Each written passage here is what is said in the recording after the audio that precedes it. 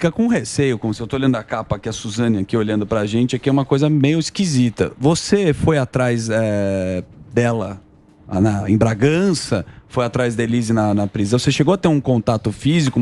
Porque eu lembro que você nunca teve uma relação pessoal com ela, né? Ela nunca te deu uma entrevista de fato. Não, pessoal jamais, assim. Sei lá, porque você escreveu a biografia... Não, mas às vezes é uma relação profissional. Quando você vê isso aqui, porque isso aqui, o que ele entrevistou de gente... Exato. Aqui, porque ele foi lá no puteiro. Exato. Né? Entrevistou as mulheres lá. Então tem muito... Quantas pessoas você entrevistou aqui nesse livro? Cara, eu já nem lembro, mas garotos de programa foram 80. 86. Que o cara entrevistou. A gente entrevista 86 para selecionar 30, porque elas acabam contando história repetida. Daniel, só para esclarecer, a biografia ela é não autorizada. Certo. Porque no Brasil, a biografia não autorizada, ela tem mais valor do que autorizada.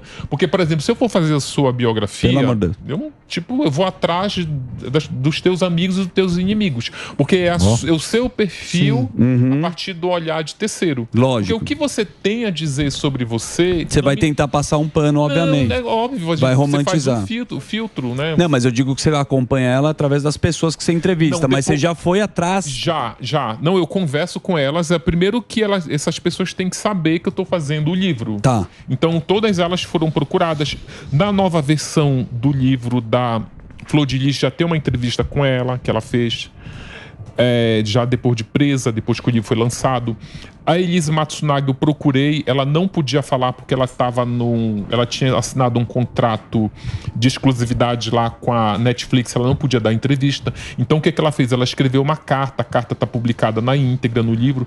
A Suzane, eu tive muito contato com ela quando ela saía da cadeia, até na época que eu trabalhava na revista Veja, que a revista me pedia muitas matérias com ela, mas ela dizia que não gostava de falar com jornalista porque ela teve aquela experiência traumática naquela entrevista do Fantástico. Que pegaram o áudio dela. Pegaram o áudio, vestiram ela lá infantilizaram ela com aquela roupa. E aquilo foi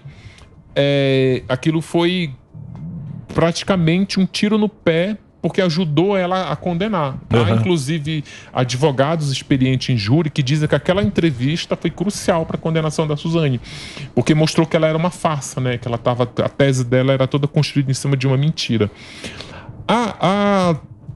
O maníaco do parque, eu mandei cartas para ele respondeu dizendo também que não estava interessado em colaborar. E aí o papel do jornalista é esse: olha, Emílio, eu estou fazendo tua biografia, quer colaborar? Quando eu pergunto para você, eu já estou torcendo para você dizer que não, porque ela fica mais interessante. Mas se ele ficar bravo acha com que é você... melhor? Agora deixa eu perguntar um negócio para você também, que você é um cara que é biógrafo. Hoje em dia a gente está vendo muito documentário que parece meio chapa branca. Sim, porque o cara que financia, né? Então, que a pessoa paga para se aparecer uma homenagem, na Netflix, parece uma homenagem. Não é assim, não. Eles não pagam. Não, eles não pagam para... Como é que funciona isso? Funciona o seguinte, é que nós aqui no Brasil, a gente ainda não está acostumado... Pô, Delari... Peraí. Delari mandou aqui. Pois desculpa. Aqui no Brasil? Aqui no Brasil, eu até me perdi agora. Aqui no Brasil, das biografias, se é paga ou não é paga. Sim, é que aqui o brasileiro ele ainda não está acostumado a consumir true crime como, por exemplo, os americanos, que são o papa desse tipo de entretenimento. Sim. Então, assim, o documentário, a rigor, ele é a etiqueta dele é jornalística. Então você tem que mostrar um lado, tem que mostrar o outro. Só que aí começou uma tendência de você mostrar, de dar voz para o criminoso. Por exemplo, o documentário da Elise é um documentário, usando o termo que você usou, é chapa branca. Você vê que tem muito mais ela do que os advogados da vítima. Tentando humanizá-la. Exatamente, mas ele é um sucesso.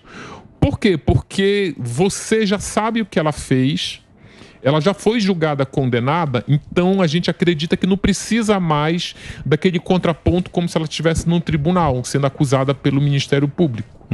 Então o que agora o documentário mostra nessa fase? A personagem. É isso mesmo, vamos humanizar essa personagem. A Suzane, por exemplo, ela tentou fazer alguns documentários, ela recebeu algumas propostas, não fechou. Mas se tiver um documentário hoje mostrando, dando voz para ela, Isso vai ser um sucesso. E eu não acho que isso seja ruim, não. Eu acho que se você souber passar esse filtro, é a voz dela. É só a voz dela.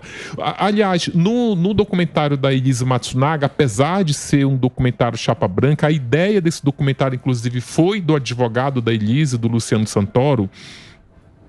Mas se você, quem assistiu o documentário, eu lembro que tem uma participação da advogada, da Patrícia Cadice, que é a advogada da família do Marcos Matsunaga. Ela, em alguns segundos, ela destrói o documentário, que ela fala assim,